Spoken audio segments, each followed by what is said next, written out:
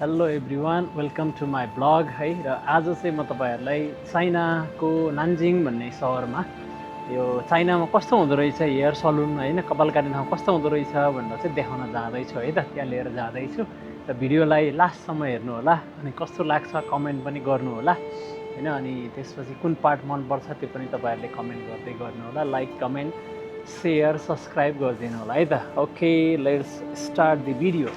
Okay, र म चाहिँ हेर्नुहोस् है त, यो चाहिँ एउटा सलुन हो होइन। यहाँभित्र छिरौँ है त, भित्र छिरौँ। के छ भित्र छिर्ने बित्तिकै छिरेको अवस्था। यहाँ बस्ने ठाउँ रहेछ, वेटिङ जोन छ होइन।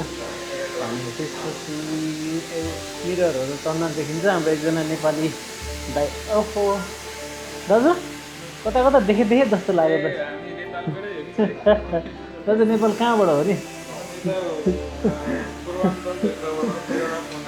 ओके दाइ, हाम्रो दाइको कपाल काट्न आइरहेको छ हामी चाहिँ होइन। यो यसो मजाक गऱ्यो, आइस दाइ हुनुहुन्छ।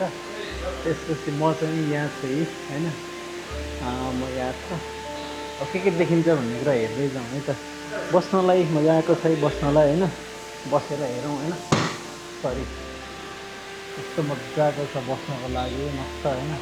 त्यसपछि यहाँ चाहिँ ड्रवरमा अब कपाल काट्ने स्प्रे जेलहरू भयो त्यहाँ अगाडि, अनि एउटा यहाँ काट्दैछ। त्यसपछि दाम चाहिँ कति छ भन्ने कुरा चाहिँ यहाँ माथि देखिन्छ है त। पैसाको लागि चाहिँ एकदमै बेसिक चाहिँ 20मा छ, 20बाट सुरु हुन्छ होइन। 20 भनेको चाहिँ वास गर्दैन है त।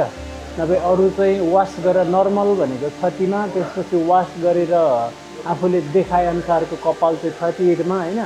अनि त्यसपछि 48, 68 भनेको चाहिँ लाइक स्पेसल कटहरू भयो।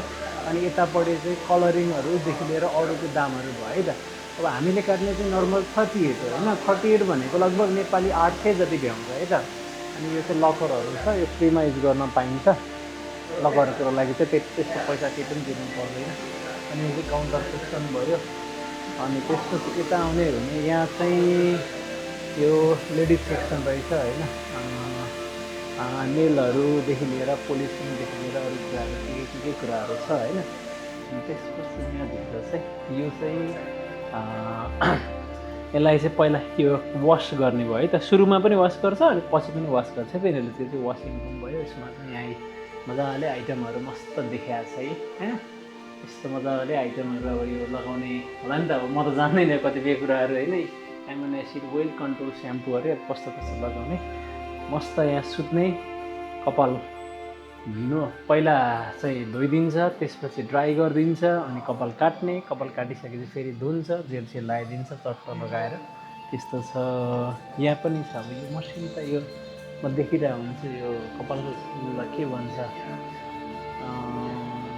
हेयर कलर गर्ने नि हो जस्तो लाग्छ। त्यस्तै छ, ओभरअल यस्तै छ है त। ल अब कस्तो लाग्यो तपाईँहरूलाई होइन। अब अन्त अरू कन्ट्रीमा हुनुहरूले हेर्दै हुनुहुन्छ भने चाहिँ तपाईँहरूकोतिर कस्तो हुन्छ यसो एक्सपिरियन्स सेयर गर्नु होला। अनि मैले चाहिँ यहाँ कपाल काटेको भनेको एकचोटि है त। म यहाँ 2024को नोभेम्बरमा होला मैले पहिलोचोटि कपाल काटेको। त्यसपछि मैले कपाल पाल्न थालेको। अब सायद मेरो त्यो पहिलो र अन्तिम नै हुन्छ होला चाइनामा कपाल कटाइ होइन। म नेपाल जानुभन्दा अगाडिसम्म त कपाल चाहिँ काट्दिनँ। त्यस्तै छ है त, त्यस्तै छ। ल लास्टसम्म भिडियो हेरिदिनु भयो, thank you so much, thank you for watching. अनि सब्सक्राइब गर्नु होला होइन। केही छ कस्तो लाग्यो भिडियो कमेन्ट गर्नु होला है त।